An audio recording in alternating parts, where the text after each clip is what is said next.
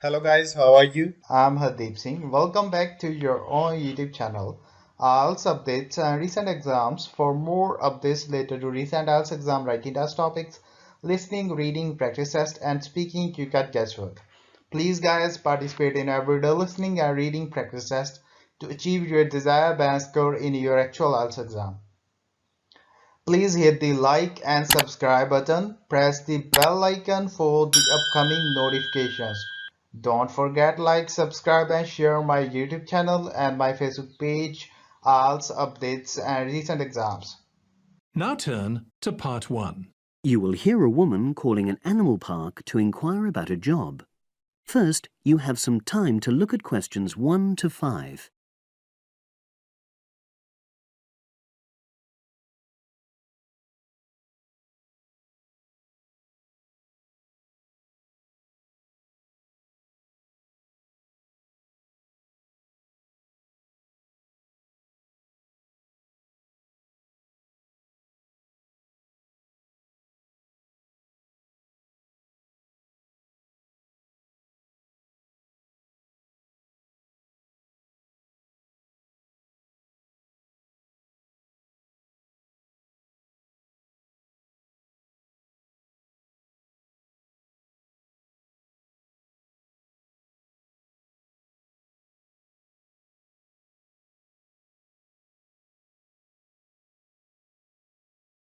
Now we shall begin.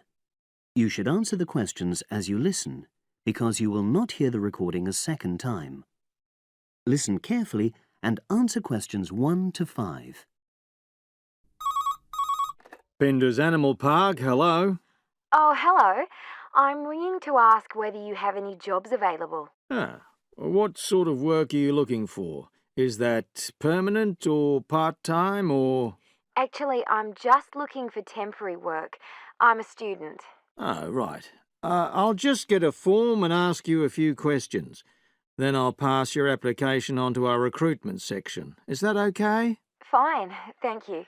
So, starting with your name. It's Jane Lammerton. Is that Lammerton?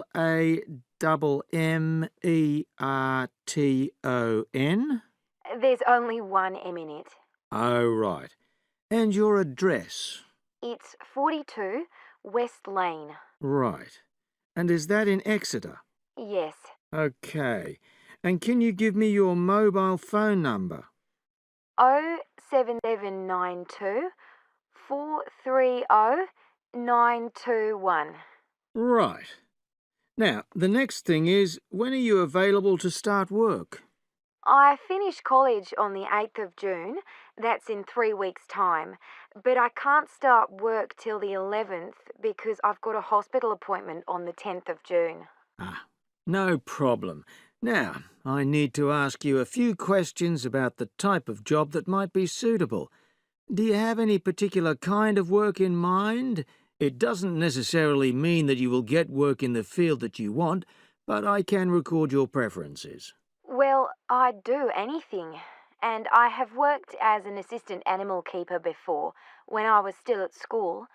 But I'm studying at a catering college now, and I'd really like to get some experience as an assistant cook if possible. Right. So that's your first choice. Have you done that kind of job before? No, but I've helped my aunt sometimes. She runs a cafe in Exeter. Would you say you've got any relevant skills then? Well, I'm used to using the kind of equipment you usually find in a kitchen. Before you hear the rest of the conversation, you have some time to look at questions 6 to 10.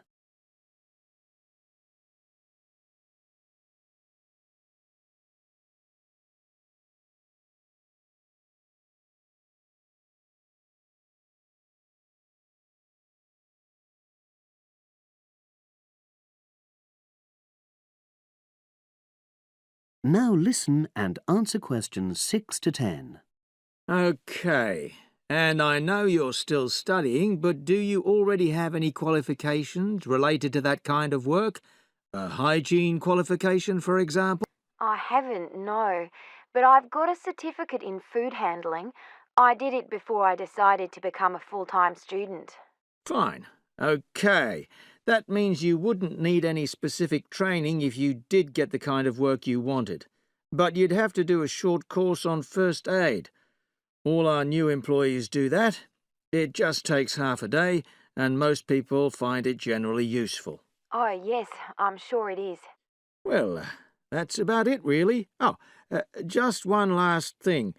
Can you give me the name of someone who would give you a reference, like a previous employer or... Oh, yes.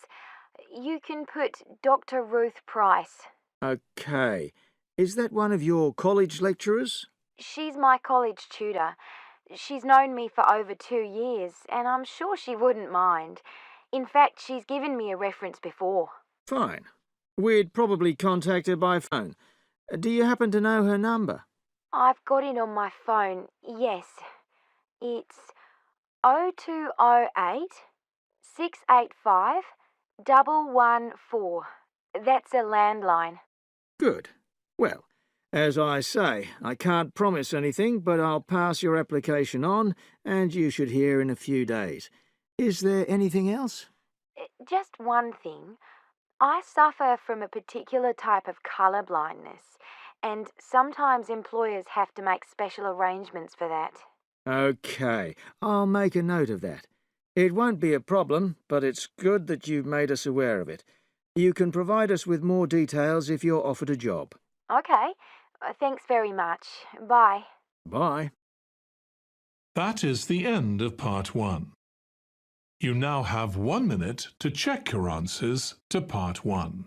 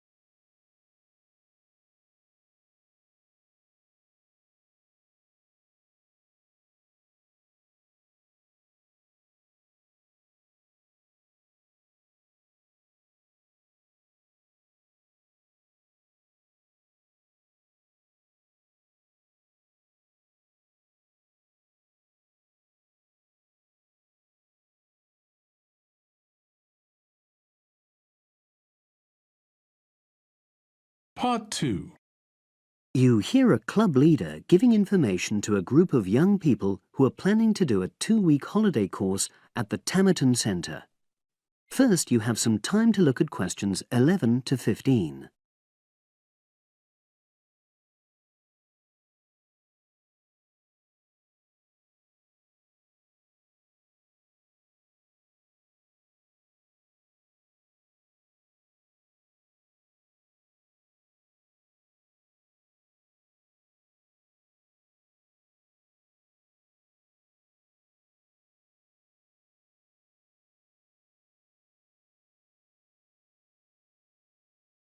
Now listen and answer questions 11 to 15. Hello, everyone. I've been asked to talk to you this afternoon about next month's trip to Tamerton Study Center for the 2-week course. Now, some of the things I'm going to say you may have already heard or read about, but I think it's important to emphasize a few key points. First of all, it's worth reminding you why Tamerton was set up in the first place, in the late 1960s. That was really before all the concern with preserving the environment, which everyone talks about these days. The idea was simply to get people out of the cities and into the country, and to find out that just being outdoors can be very rewarding. This is not going to be a holiday in the usual sense. It's called an adventure course because you'll really be stretched to your limits, but that in itself can be a positive thing. The group I took last year, for example, said that although they actually felt pretty weak and exhausted all the time, it really made them learn a lot about themselves and increased their confidence. And in the end, that's the most important thing. Now, all of you knew about policies at Tamerton before you signed up for it, so you know that in many ways it's quite old-fashioned. You don't have a lot of choice in what you do. But something which I think makes the place so special is that you get to try so many different things every day. For instance, one day you'll do climbing, and the next you'll be surveying rock pools. It's not intended that you become an expert in any of them. It's more like a taster, which you can follow up if you want. And there isn't a lot of free time. Organized activities and talks, etc., go on until 9 p.m., and lights go out at 11 p.m. There are table tennis tables with all the equipment and board games, though I have to say the pieces often go missing, so it's a good idea to take your own. There's a DVD player with a good selection of films suitable for this age group, so don't take yours. Bedtime at 11 p.m. is strictly enforced, and there's a good reason for this. You're all under 18, and we organizers need to know that all group members are accounted for in the house as we close for the night. And of course, you'll be so exhausted anyway that you'll be too sleepy to want to cause any trouble. Now you have some time to look at questions 16 to 20.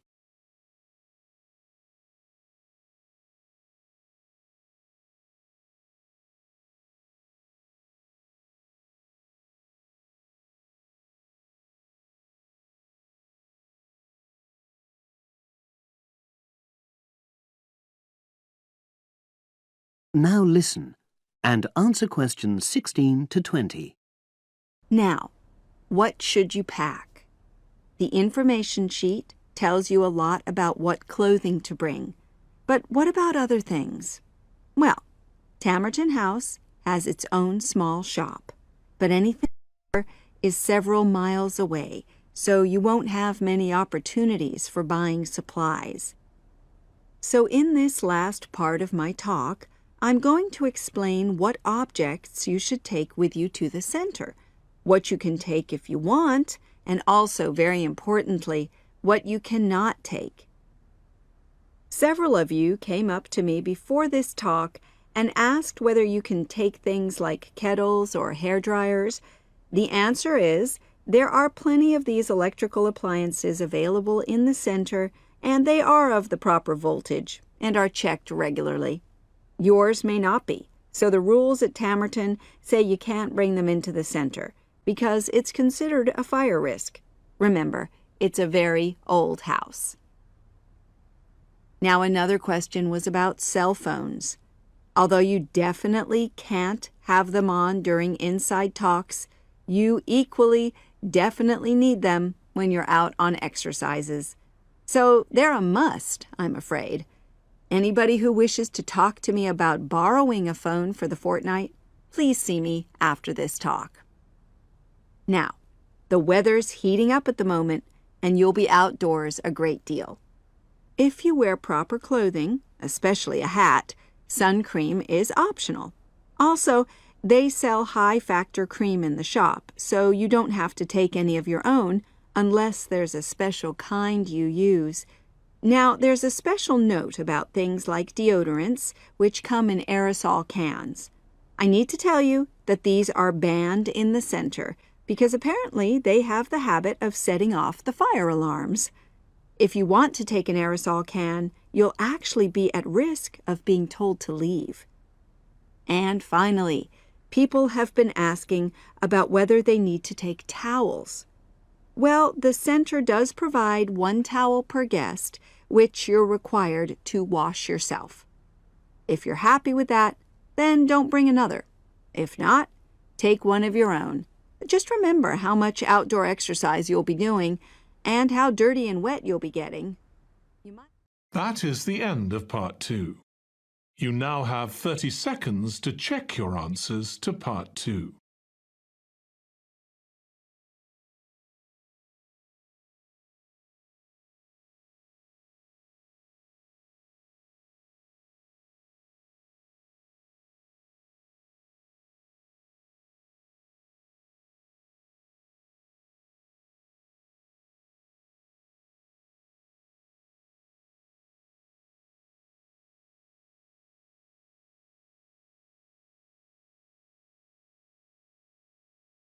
Part 3. You are going to hear a conversation between two students about studying abroad. First, you have some time to look at questions 21 to 30.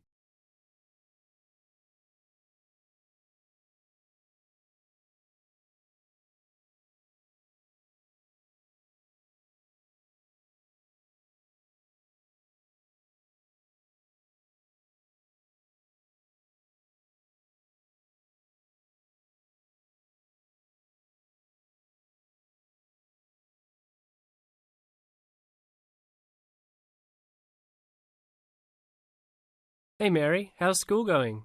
Haven't seen you in a while. What have you been up to? John, good to see you again. I've been really busy the last couple of weeks. I'm applying to study abroad next year. Really? So am I. I think it will be a great experience to be able to study in another country. What country do you want to go to? At first I wanted to study in Africa, but my parents really don't want me to go there because they think it will be dangerous. So now I'm thinking about going to Spain, Italy or Japan. Actually, I think Africa would be a fascinating place. I would want to go there to visit. Maybe not to study, but definitely I would want to go visit. For next year, I want to go to either China or Germany to study. But my parents can't afford any European countries. So maybe... Why China or Germany? Well, I want to go to China because I think it's a really interesting country with a long history. Plus, it has been changing so much, and I think it is a great time to be there. I really want to improve my Chinese also, and I've been taking Mandarin courses the last 2 semesters. I would want to go to Germany because my mother is German, and I want to learn more about my cultural background. How about you? Why the countries you chose? Well, I want to go to a Spanish-speaking country. I took Spanish in high school, so I figure if I go to a Spanish-speaking country, I'll be better off knowing some of the language already. But I have already been to Mexico many times, and South American countries don't have classes for my major, except for Brazil, but they mostly speak Portuguese there. I would want to go to Italy because I want to do a study about ancient Roman civilization.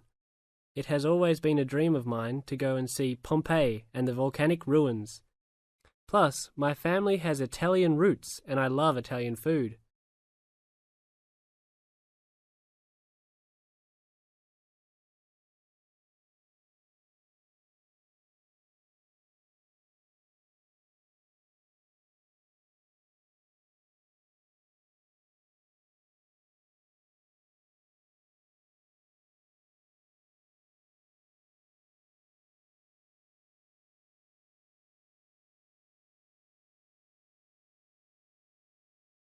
I want to go to Japan mainly because my girlfriend was born in Japan and always tells me all of these fascinating stories about Japanese history and culture.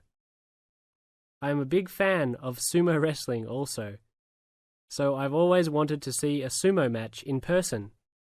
I really love sushi and almost all Japanese food. Recently, I have started to watch some Japanese baseball too. But of course, these are all secondary reasons. My main reason is of course my girlfriend and understanding her culture. I don't speak any Japanese though, so that is my major drawback. I think it is much better to go to a country if you can speak the language. That's great. When do you have to decide by? I have to finish all my applications this week. I'm really stressed trying to finish everything, on top of all my schoolwork. I'm almost done with my applications. I just have to finish the Italy application. I think my last choice is Italy, so I'm doing that one last. How long do you want to go for? I think I'm only going to go abroad for 1 semester, or else I won't be able to graduate on time. I have many classes left until I can finish my degree, and I'm not sure if I will be able to take them studying out of the country. I think I might be able to study in Spain because my Spanish is fluent, but definitely not in Italy or Japan, unless they have classes offered in English. I want to go for a year. I've heard that it's better to go for a year because you get a full experience and get a better grasp on the language. But I understand that most people can't finish their degree in time. It was hard trying to decide which country I would rather go to, but I think my first choice is to go to China. I know Germany will be great also. Either way, I will be thrilled to have the opportunity to study there. What's your first choice?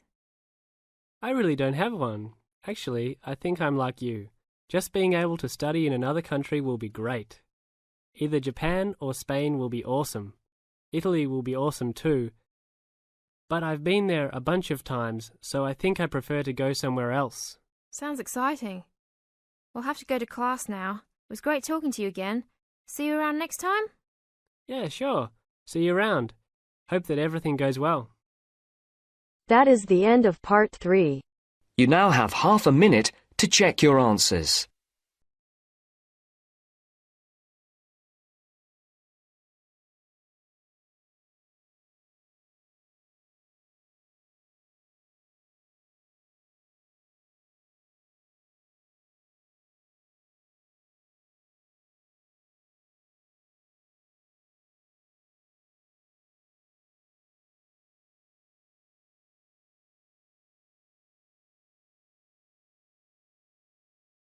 Part 4.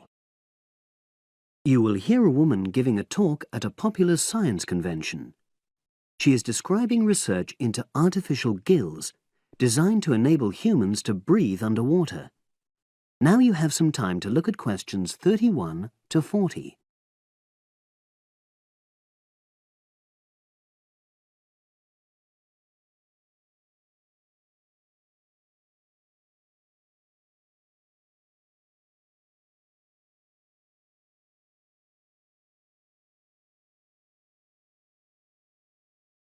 Now listen and answer questions 31 to 40. In my talk today, I'll be exploring the idea of artificial gills. I'll start by introducing the concept, giving some background and so forth, and then I'll go on to explain the technological applications, including a short, very simple experiment I conducted. Starting with the background. As everyone knows, all living creatures need oxygen to live. Mammals take in oxygen from the atmosphere by using their lungs, and fishes take oxygen from water by means of their gills, which of course in most fishes are located either side of their head. But human beings have always dreamt of being able to swim underwater like the fishes, breathing without the help of oxygen tanks. I don't know whether any of you have done any scuba diving, but it's a real pain having to use all that equipment. You need special training, and it's generally agreed that tanks are too heavy and big to enable most people to move and work comfortably underwater. So scientists are trying a different tack. Rather than humans carrying an oxygen supply as they go underwater, wouldn't it be possible to extract oxygen in situ? That is, directly from the water while swimming. In the 1960s, the famous underwater explorer Jacques Cousteau, for example, predicted that one day surgery could be used to equip humans with gills. He believed our lungs could be bypassed and we would learn to live underwater just as naturally as we live on land. But of course, most of us would prefer not to go to such extremes. I've been looking at some fairly simple technologies developed to extract oxygen from water, ways to produce a simple, practical artificial gill enabling humans to live and breathe in water without harm. Now, how scientists and inventors went about this was to look at the way different animals handled this.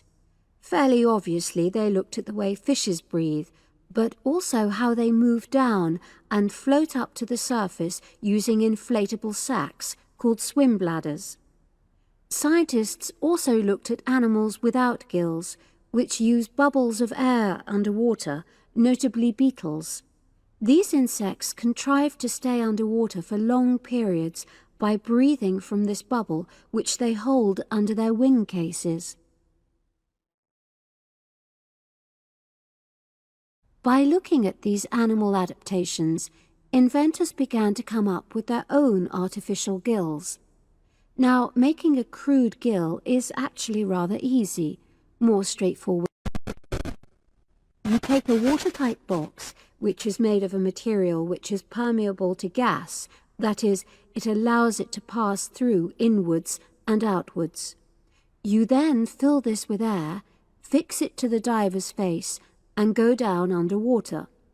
But a crucial factor is that the diver has to keep the water moving so that water high in oxygen is always in contact with the gill, so he can't really stay still. And to maximize this contact, it's necessary for your gill to have a big surface area. Different gill designers have addressed this problem in different ways, but many choose to use a network or lattice arrangement of tiny tubes as part of their artificial gills. Then the diver is able to breathe in and out. Oxygen from the water passes through the outer walls of the gill, and carbon dioxide is expelled. In a nutshell, that's how the artificial gill works.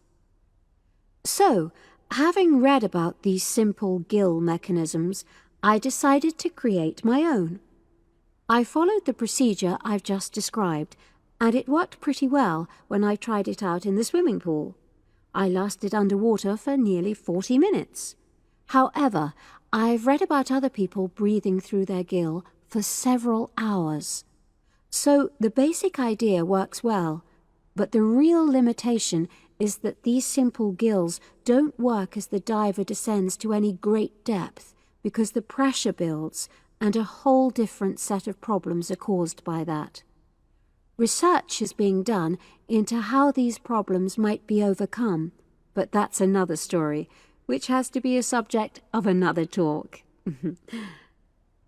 Despite this serious limitation, many people have high hopes for the artificial gill, and they think it might have applications beyond simply enabling an individual to stay underwater for a length of time. For example, the same technology might be used to provide oxygen for submarines, enabling them to stay submerged for months on end without resorting to potentially dangerous technologies such as nuclear power. Another idea is to use oxygen derived from the water as energy for fuel cells. These could power machinery underwater, such as robotic devices. So, in my view, this is an area of technology with great potential. Now, if anyone has any questions, I'd be happy to answer. Yes, lady at the back. That is the end of part 4. You would now have 10 minutes to transfer your answers to the answer sheet. So guys, don't forget like, subscribe and share my YouTube channel and my Facebook page. IELTS updates and recent exams. For more updates related to recent IELTS exam writing test topics, listening, reading, practice test and speaking, you got guesswork. Please guys, participate in everyday new IELTS listening and reading practice tests to achieve your desired band score in your actual IELTS exam. For more IELTS material, visit my official website www.ieltsupdatesandrecentexams.com. The link is given below in the description. If you need PDF files of latest IELTS material, then please join my Telegram channel. So guys, please write your score below the comment section. Again, thanks for listening. God bless you all guys. Stay tuned, stay safe.